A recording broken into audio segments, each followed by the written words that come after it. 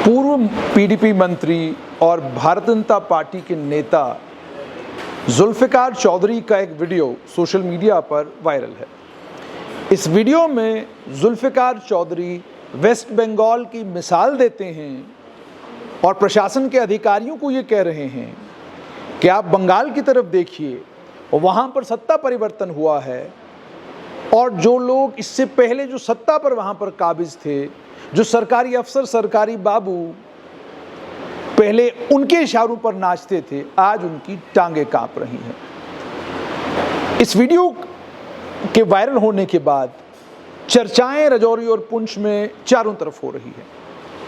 कई जगहों पर यह बात कही जा रही है कि ये मुसलमानों को डराने और धमकाने के लिए चौधरी जुल्फिकार कह रहे हैं, यानी इन शब्दों का जो प्रयोग किया गया है ये मुसलमानों को डराने और धमकाने के लिए किया गया है। अब क्या हकीकत है? क्या वाकई भारतीय जनता पार्टी के नेता जुल्फिकार चौधरी ने यही कहा है? पूरा वीडियो हमारे पास मौजूद है। चूंकि वीडियो वर्ल्ड रिलेशंस के पेज का है तो जाहिर सी बात है वीडियो चलाना मेरे लिए मुमकिन नहीं है, लेकिन वो वीडियो वर्ल्ड रिलेशंस के पेज पर मौजूद है, आप वहां जाकर उस वीडियो को देख सकते हैं। जब मैंने वो पूरा वीडियो देखा, उस पूरे वीडियो में ग्राम सभाओं को लेकर चौधरी जुल्फिकार ने बात की है और बुद्धल के जो एमएलए हैं उनको लेकर ये कहा है कि नेशनल कॉन्फ्रेंस ने ग्राम सभाएं अलग अलग लोगों के घरों में करवाई और आरोप लगा रहे हैं सरकारी अफसरों के ऊपर कि सरकारी अफसर नेशनल कॉन्फ्रेंस के इशारे पर काम कर रहे हैं और ग्राम सभाएं लोगों के घरों में कर रहे हैं, जबकि उनको ये ग्राम सभाएं सार्वजनिक तौर पर अलग अलग इलाकों में, अलग अलग गांवों में करनी चाहिए। और उसके बाद आगे कहते हैं कि जो सरकारी बाबू आज जो पार्टी सत्ता में है उसके इशारों पर नाच रहे हैं, कल जब सत्ता परिवर्तन होगा तो आपके लिए मुश्किल होगी। अब इसमें किसी समुदाय को उन्होंने आइडेंटिफाई किया हो या मुस्लिम समुदाय को लेकर कुछ कहा हो, वो पूरी वीडियो में कहीं नजर नहीं आता। और जो उन्होंने कहा है बिल्कुल यही बात जम्मू कश्मीर के उप मुख्यमंत्री सुरेंद्र चौधरी कई बार कह चुके हैं और वीडियो सोशल मीडिया पर मौजूद है। और एक वीडियो जिसमें उन्होंने साफ तौर पर कहा था कि ये आईएएस बाबू और ये बाकी तमाम अफसर जिनको ये लग रहा है ये उपराज्यपाल का शासन कभी यहाँ से जाएगा नहीं और लोकतांत्रिक सरकार के पास ताकतें आएंगी नहीं, ये बात समझ लें कि जब परिवर्तन होगा तो इनके लिए भी मुश्किल होगी। इसी शब्दावली का प्रयोग नेशनल कॉन्फ्रेंस के एक और नेता अलग अलग जगहों पर करते हैं। क्या आपको याद नहीं कि नेशनल कॉन्फ्रेंस के, हालांकि अभी तक वो खुद को आज़ाद उम्मीदवार कहते हैं, पर नेशनल कॉन्फ्रेंस की सभाओं में जाते हैं तो स्वाभाविक है आप उनको नेशनल कॉन्फ्रेंस का नेता ही कहेंगे, मंत्री भी है। मंत्री जी ने जम्मू जिला में एक इंपॉर्टेंट इंस्टीट्यूशन में पोस्ट किए गए एक आईएएस अफसर को लेकर क्या टिप्पणी की थी? क्या उसे भैया कहकर नहीं बुलाया था? किस शब्दावली का प्रयोग किया था? और ये तो आम खाम हर आदमी यही कह रहा है। और आज भी मिजाजन कुछ लोग जब धमकाना चाहते हैं वो यही धमकी देते हैं कि भाई देख लीजिए ये केंद्र शासित प्रदेश जम्मू कश्मीर नहीं रहेगा हमेशा, कल जब राज्य बनेगा तो आपकी खैर नहीं। और ये धमकी सबको दी जा रही है अलग अलग तरीकों से। कईयों को सार्वजनिक तौर पर दी जाती है, कईयों को गुपचुप तरीके से दी जाती है। तो इस धमकी को लेकर क्या कहा जाए? वो जो आईएएस और आईपीएस अफसरों को लेकर कहा गया कि कल सत्ता परिवर्तन होगा, आपके लिए मुश्किल होगी, क्या उसमें किसी समुदाय को, किसी धर्म विशेष को आइडेंटिफाई किया गया?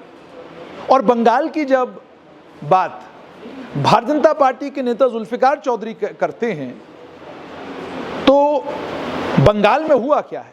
बंगाल में तृणमूल कांग्रेस लंबे समय से सत्ता पर काबिज थी, लगभग 15 साल से। अब जब आप सत्ता पर काबिज होते हैं तो बाबू तो मिजाजन उधर ही रहते हैं जिनकी जो सरकार में होते हैं।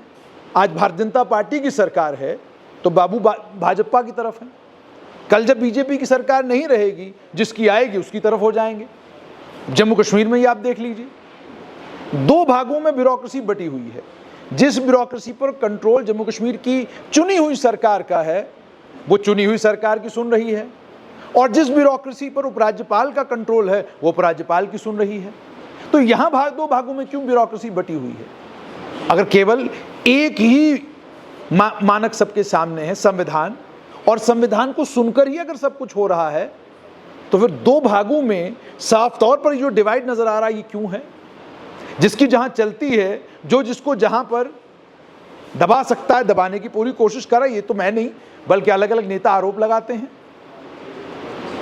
इन परिस्थितियों के बीच में एक नेता के दिए गए बयान को इस प्रकार से एक समुदाय विशेष के साथ जोड़कर, और उसके बाद उस नेता ने जो कहा उसको इस तरीके से पेश करना कि ये मुसलमानों के ऊपर दमन करने की बात कर रहे हैं, ये बेसिकली वही खेल है जो खेल बाकी राजनीतिक दल देश भर में खेलते हैं और यहाँ की चुनी हुई सरकार जम्मू कश्मीर में खेल रही है। यानी you are getting what you are giving. आप जो पूरे देश भर में जिस तरीके से राजनीति हो रही है, बिल्कुल उसी राजनीति को यहाँ पे दोहराया जा रहा है कि सच्चाई कुछ और है। सच्चाई ये है कि पूर्व मंत्री और बीजेपी नेता जुल्फिकार चौधरी ने ग्राम सभाओं को लेकर और सरकारी बाबुओं को लेकर ये बात कही है, और सरकारी बाबुओं में हिंदू, मुसलमान, सिख, ईसाई सभी समुदायों के लोग हैं, सभी समुदायों के सरकारी अफसर हैं। इसमें किसी एक समुदाय विशेष को या खास तौर पर मुसलमानों को निशाना कहाँ बनाया गया? मगर मामला सोशल मीडिया का है, और सोशल मीडिया बड़ी खतरनाक चीज़ है। एक मामूली सा छोटा सा क्लिप आपने काट दिया, और वो छोटा सा क्लिप काट कर आपने चला दिया। यही बाकी जगहों पर भी हो रहा है। एक व्यक्ति ने लंबा चौड़ा भाषण दिया, उसने भाषण में बहुत सारी अच्छी बातें कही, लेकिन बीच में किसी संदर्भ में कोई बात कर दी, संदर्भ काट दो, जो बात कर दी वो बढ़ा दो, और सोशल मीडिया तो वैसे ही कमाल करता है। आप सोशल मीडिया पर प्रेम प्यार की बातें करें, सुनने वाले 2 लोग, आप गाली गलौज करना शुरू कर दें, आधी दुनिया आपको सुनना शुरू कर देती है। ये हमारे समाज का मिजाज भी बता रहा है कि हमारे समाज का मिजाज भी यही हो गया है कि प्रेम प्यार की कोई बात करे तो सुनने को कोई तैयार नहीं, गाली गलौज करना कोई शुरू कर दे तो टीआरपी के चक्कर में सारी दुनिया सुनने चली आती है। तो ये जो एक सोशल मीडिया पर वायरल क्लिप के जरिए हुआ है, ये साफ तौर पर ये दर्शाता है कि सोशल मीडिया 2धारी तलवार है, और ये 2धारी तलवार इतनी खतरनाक है कि जब दूसरे के ऊपर चल रही होती है तो हम बड़ा आनंद ले रहे होते हैं, लेकिन जब अपने ऊपर चलती है तो फिर लगता है कि ना बड़ा गलत हो गया, ये तो ज्यादती हो गई। मामला बिल्कुल साफ और सरल है कि पूर्व मंत्री और बीजेपी के नेता जुल्फिकार चौधरी ने ग्राम सभाओं को लेकर और बाबुओं को ये बात कही कि भैया कल परिवर्तन हुआ तो तुम मुश्किल में पड़ जाओगे, ये ग्राम सभाएं घरों में करने की बजाय सार्वजनिक तौर पर करो। बात भी बिल्कुल साफ है, और यही बात हम अलग अलग मंत्रियों से सुनते हैं, और यही बात हम कई पत्रकारों से भी सुनते हैं जो समझाते रहते हैं कि भैया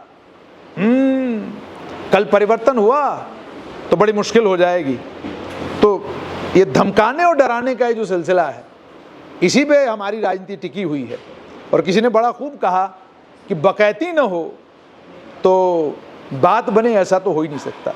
तो ये जो सब कुछ हो रहा है, ये केवल इसलिए हो रहा है कि मेरी राजनीति चमक जाए, और इसकी राजनीति लोगों के बीच में ऐसी हो जाए कि लोग कहें कि भैया इससे बचो और इसके साथ रहो।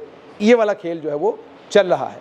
बहरहाल इस वायरल वीडियो क्लिप की सच्चाई हमने आपको बता दी कि सच ये है कि ये सरकारी बाबुओं को लेकर पूर्व मंत्री ने कहा है, लेकिन जो देश में हो रहा है वो जम्मू कश्मीर में भी होना शुरू हो गया है।